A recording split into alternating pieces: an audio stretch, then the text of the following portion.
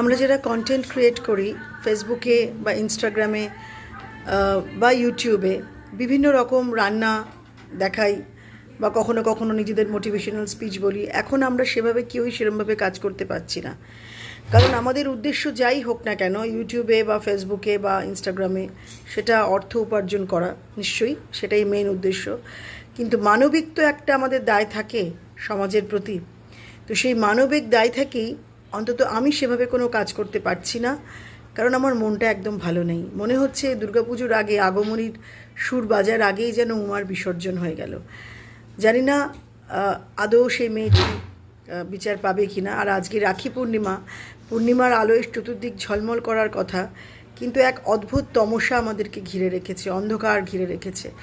এই অন্ধকার থেকে আমরা আলোর দিশা পাবো কিনা জানি না, তবু অপেক্ষায় রইলাম। আপনাদের সকলকে শুভ রাখি পূর্ণিমা।